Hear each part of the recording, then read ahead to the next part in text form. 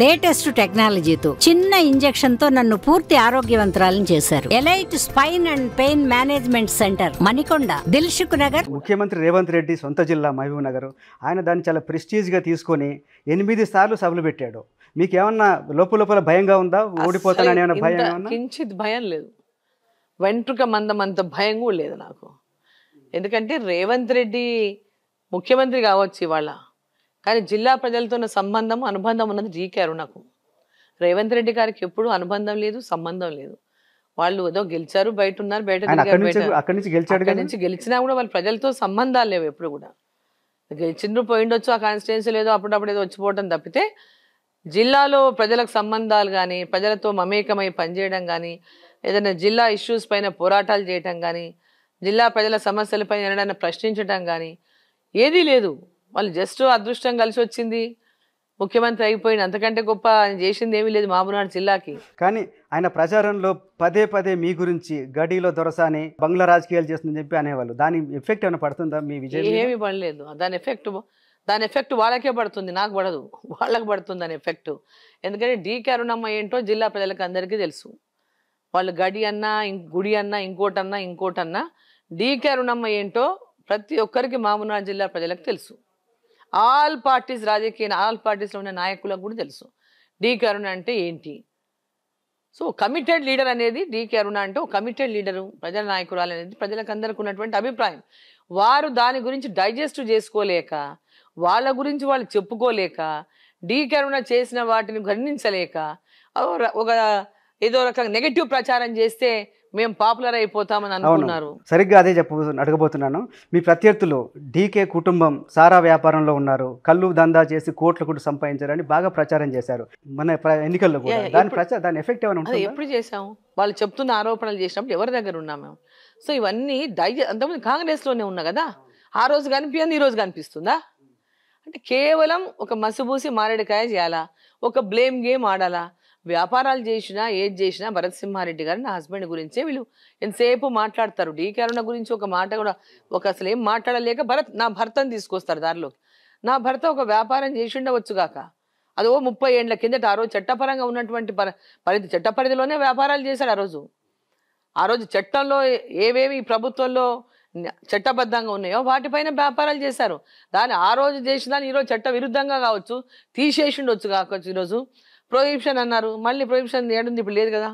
మళ్ళీ మందు దుకాణాలన్నీ మొత్తం బ్రహ్మాండంగా అమ్ముతున్నారు కదా. మందు వ్యాపారం, ఇప్పుడు లిక్కర్ షాపులు మందు దుకాణం పెట్టిందే ప్రభుత్వం. ఒకవేళ నిజంగా భరత్ సింహారెడ్డి లిక్కర్ వ్యాపారం చేసిండే అనుకుందాం, నువ్వు లిక్కర్ లీగల్గా పెట్టావు కదయ్యా బాబు, నువ్వు చేసేది ఇల్లీగలా చెప్పు ముందు. అప్పుడు మేము కాంగ్రెస్ పార్టీలో ఉన్నాం అంటున్నారు, కానీ మీ మీద ఇంకొక ఆరోపణ ఏంటంటే కాంగ్రెస్లో పదవులు అనుభవించి ఎమ్మెల్యే అయ్యారు, మంత్రి అయ్యారు, కానీ కాంగ్రెస్ అధికారం పోగానే పార్టీ ఫిరాయించారు అనేది. ఇప్పుడు ఉన్న వాళ్ళు నాకేమీ చేయలేదండి. డీకే అరుణ ఫ్యామిలీ కాంగ్రెస్ పార్టీ చేయలేదండి. డీకే అరుణ ఫ్యామిలీ 1957 నుంచి రాజకీయాల్లో ఉంది. నేను పుట్టక ముందు నుంచే మా నాన్న రాజకీయాల్లో ఉన్నాడు. మేము అత్తగారింటికి పెళ్లి చేసుకుని మా అత్తగారింటికి పోయే కంటే ముందే మా మామ 1957 నుంచి రాజకీయాల్లో ఉన్నాడు.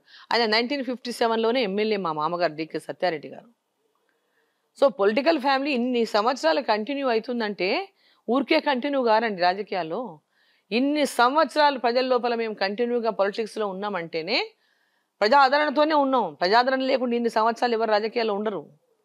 వాళ్ళు డైజెస్ట్ చేసుకోలేక ఎన్నో బట్టగాల్సి మీద ఎన్నో రకాలుగా మచ్చలు అంటే మరకలు అంటియాలని ప్రయత్నం చేసి అలసిపోయారు అందరూ. మమ్మల్ని జిల్లాలో అందరూ అలసిపోయారు, మా మీద మరకలు వేయాలనేటటువంటి ప్రయత్నాలు చేసి అందరూ అలసిపోయారు. కక్ష సాధింపుల కోసం కేసీఆర్ మా మీద మైనింగ్ కేసులు పెట్టినా ఏది ప్రూవ్ చేయలేకపోయారు. మేము ఛాలెంజ్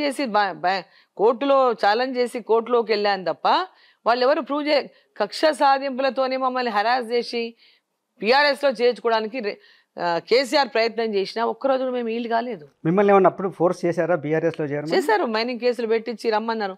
మేము ఇల్లీగల్గా చేసింది ఏమి లేదు వ్యాపారం. మేము మైనింగ్ అంటే ఏంటి, అక్కడ ఏమైనా గ్రనైటా లేకపోతే మార్బులా ఏంటంటే మైనింగ్ అండి.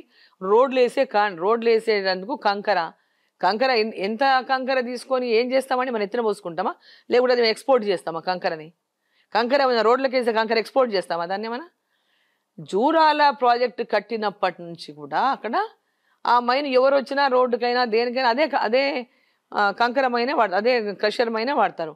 ఆ క్రషర్ ప్లాంట్లో ఏముంటుందండి దోచుకోవడానికి? వీళ్ళు కావాలని ఇల్లీగల్గా చేశారని దొంగ కేసులు పెట్టించి మా అమ్మాయి మీద కేసులు పెట్టి, మా అమ్మాయి పేరు మీద ఉంది క్రషర్, మా అమ్మాయి పేరు మీద కేసు పెట్టి, మా అమ్మాయి ప్రెగ్నెంట్ అప్పుడు అయినా మేము ఇల్లు కాలేదు, జైలుకి పోవడానికి సిద్ధం. చట్టపరంగా నడుపుతున్నప్పుడు కేసులు ఎందుకు పెట్టాల్సి వచ్చింది? అది కక్ష సాధింపులు, జస్ట్ కక్ష సాధింపులు. దాన్ని ఆ ఏరియాని దాటి వెళ్ళారని, ఆ లైన్ కంటే దాటి మీరు బయట తీశారా? అట్లా ఏమీ తీసింది లేదు. అంత జస్ట్ వాళ్ళు కక్ష సాధింపుల కోసం మాట్లాడడం తప్పితే ఏమీ లేదు అక్కడ. 2019 ఎన్నికల తీసింటే కంకర తీసుకొని మా ఇంట్లో అయితే దాచుకోం కదా, తీసుకొని కంకర తీస్తే రోడ్లు వేయడానికి వాడు ఉంటాం మేమేమో, లేకుంటే కంకర తీసుకుపోయి ఇంట్లో దాచిపెట్టుకొని కదా, బంగారము కాదు, ఎక్స్పోర్ట్ చేయడానికి అదేమైనా పెద్ద ఇది ఆ ఎక్స్పోర్ట్ చేసే వస్తువు కాదు. అయినా ఎందుకు పెట్టారు మరి మీ మీద తప్పుడు కేసులు? జస్ట్ హరాస్మెంట్ అంతే. పార్టీలో రావాలి డీకే అరుణ అని ఆ రోజు బీఆర్ఎస్ వాళ్ళు సతాయించారు. ఆ రోజు కాంగ్రెస్ పార్టీ నాకు ఇంత మద్దతు ఇవ్వలేదు. మీరు ఎప్పుడైనా ఆలోచించారా వెళ్తా? కాంగ్రెస్ పార్టీ ఇంత స్మాల్ ఒక ఆవగింజంత సపోర్ట్ నాకు చేయలేదు. అంత పెద్ద ఎత్తున వాళ్ళు కేసులు పెట్టి ఇబ్బందులు పెడుతున్నా అసెంబ్లీలో నేను సింగిల్గా ఫైట్ చేసిన నాకు ఎవరు సపోర్ట్ ఇవ్వలేదు, పార్టీ సపోర్ట్ ఇవ్వలేదు, లీడర్ సపోర్ట్ ఇవ్వలేదు. మరిన్ని వీడియోస్ కోసం ఛానల్ ని సబ్స్క్రైబ్ చేయండి, లేటెస్ట్ అప్డేట్స్ కోసం వాట్సాప్ ఛానల్ ని ఫాలో చేయండి, అండ్ లింక్ డిస్క్రిప్షన్ లో ఉంది.